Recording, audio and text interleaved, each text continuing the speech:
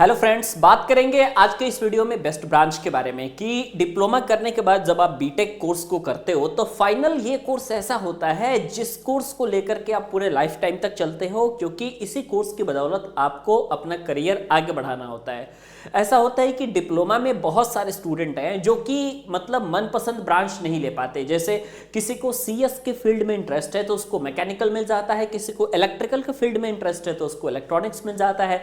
लेकिन इस गलती को आप सुधार सकते हैं सिर्फ और सिर्फ बीटेक कोर्स में एडमिशन लेके, क्योंकि बीटेक कोर्स में जब आप एडमिशन लेते हो ना तो ऐसा होता है कि आपको 1 साल की छूट मिलती है और आपको यह भी फ्रीडम रहता है कि आप जो है किसी भी ब्रांच से अपने इस कोर्स को कंप्लीट कर सकते हो, कोई प्रॉब्लम आपको नहीं देखने को मिलती है। तो बात करेंगे आज के इस वीडियो के माध्यम से कि भाई बेस्ट ब्रांच हमारा क्या है, किसका स्कोप सबसे ज्यादा रहने वाला है पॉलिटेक्निक के बाद बीटेक करने के लिए अगर आप जाते हैं तो 2025 में। तो आइए इस वीडियो की शुरुआत करते हैं। तो सबसे पहली चीज आपको यह समझना होगा कि भाई हमारे पास जो मेन ब्रांच है जिसका सबसे ज्यादा स्कोप चल रहा है भाई वो कौन सा है। तो इसके प्रोस्पेक्टिव में बात करें तो दो चीजों पे आप ध्यान से देखते हो, एक तो आपके पास गवर्नमेंट जॉब की अपॉर्चुनिटी होती है और सेकंड जो आपके पास देखते हो ये होती है आपके पास प्राइवेट जॉब की। ठीक है, तो भाई अगर आप गवर्नमेंट जॉब में इंटरेस्ट रखते हो बीटेक करने के बाद, ठीक है, बीटेक करने के बाद कई सारे लोग लेक्चरर बनना चाहते हैं, कई सारे लोग इंजीनियर सीनियर इंजीनियर बनना चाहते हैं, तो ऐसे सभी लोगों के लिए गवर्नमेंट जॉब में अगर अपॉर्चुनिटी चाहिए तो उन्हें उस अकॉर्डिंग ब्रांच लेना पड़ेगा। ठीक है, तो उसके अकॉर्डिंग आप सिविल ब्रांच ले सकते हो, इलेक्ट्रिकल इंजीनियरिंग ले सकते हो। इन सारी ब्रांचेस में बहुत ज़्यादा वैकेंसी गवर्नमेंट की आती है। लेकिन अगर आप प्राइवेट सेक्टर में ही ज़्यादा पैसा कमाना चाहते हो, सोचते हो कि भाई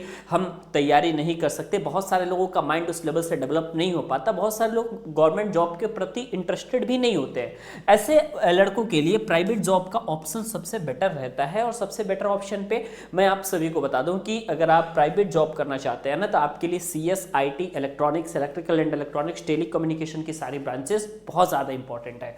लेकिन सवाल ये है कि भाई अब आपने डिप्लोमा कर लिया, डिप्लोमा करने के बाद आप बीटेक करने की सोच रहे हो, तो भाई यहाँ पे बहुत सारी यूनिवर्सिटीज़ का ऑप्शन आपके दिमाग में आ रहा होगा कि यहाँ से इस बीटेक कोर्स को कर ले, यहाँ से इस बीटेक कोर्स को कर ले। लेकिन सबसे बेस्ट अपॉर्चुनिटी पता है आपको क्या है? आपको सबसे बेस्ट अपॉर्चुनिटी मिलेगी आपको कॉलेज विद्या के ऑफिशियल वेबसाइट पर, जो लिंक डिस्क्रिप्शन में है। आप उस पर क्लिक करेंगे तो आप इस वेबसाइट पे आ जाएंगे। प्लेटफॉर्म का नाम है कॉलेज विद्या। यहां पे आने के बाद सिंपल आपको यूजी कोर्सेज के ऑप्शन पे क्लिक करना है, उसके बाद बीटेक आफ्टर डिप्लोमा के ऑप्शन पे क्लिक करना है। उसके बाद आपके पास कुछ बेसिक डिटेल्स आपसे पूछेगा तो आपको इन डिटेल्स को फिल करना है। और जैसे यहाँ पूरी डिटेल्स को फिल करोगे तो फिर इनका एआई मॉडल आपके लिए बेस्ट कॉलेज की इंफॉर्मेशन देगा और उसके बाद आप कॉलेज वालों से डायरेक्ट बात कर सकते हो। कॉलेज विद्या की सबसे खास बात यह है कि आप कॉलेज को इसमें कंपेयर कर सकते हो। इनका कंपैरिजन फीचर सबसे अलग है। ये 30 प्लस पैरामीटर को लेकर के कंपेयर करते हैं, जैसे प्लेसमेंट, स्टूडेंट्स फीडबैक, रैंकिंग, और सबसे ज़रूरी बात है कि स्टूडेंट को चाहिए होता है placement support and career booster programme. वैसे तो इसका फीस है, लेकिन अगर आप डिस्क्रिप्शन सेक्शन में दिए गए लिंक के थ्रू कॉलेज विद्या में एडमिशन लेते हैं तो आपको मिलता है 6999 का करियर बूस्टर प्रोग्राम बिल्कुल फ्री। आप लोगों में से मैक्सिमम लोगों के पास प्रॉब्लम होता है फाइनेंशियल प्रॉब्लम का, तो यहाँ पे आपके पास जो है कॉलेज विद्या की तरफ से अगर आप एडमिशन लेते हैं तो कॉलेज या यूनिवर्सिटी भले आपको ईएमआई की फैसिलिटी दे या ना दे, लेकिन कॉलेज विद्या आप सभी को ईएमआई की फैसिलिटी भी देता है, जहां आप अपनी फीस को ईएमआई में भी पेमेंट कर सकते हो। सबसे अच्छी बात यह है कि अगर आप डिस्क्रिप्शन सेक्शन में दिए गए लिंक के थ्रू एडमिशन लेते हैं तो आपको मिलता है अप टू 10,000 तक का सब्सिडी। गवर्नमेंट जॉब में सबसे पहली चीजें आप हमेशा याद रखिएगा, अगर आप गवर्नमेंट जॉब के प्रति इंटरेस्टेड हैं, ठीक है, तो अगर आप बीटेक करना चाहते हैं और गवर्नमेंट जॉब भी लेना चाहते हैं तो सबसे बेस्ट ब्रांच आपके लिए यहाँ पे निकल के आएगा वो सिविल इंजीनियरिंग निकल के आ जाएगा।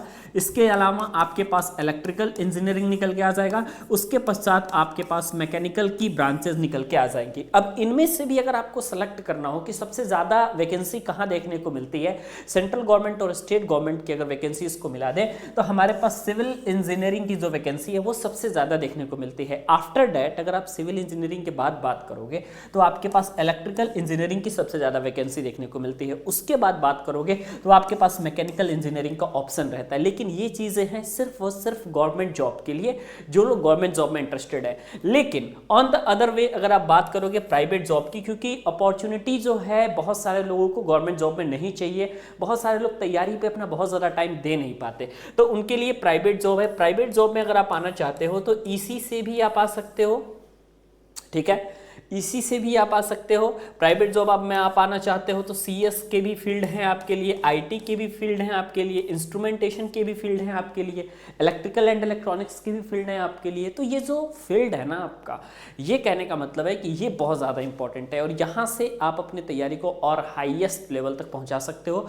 कोई प्रॉब्लम की बात नहीं है और आराम से जो है इस कोर्स को कर भी सकते हो, ठीक है।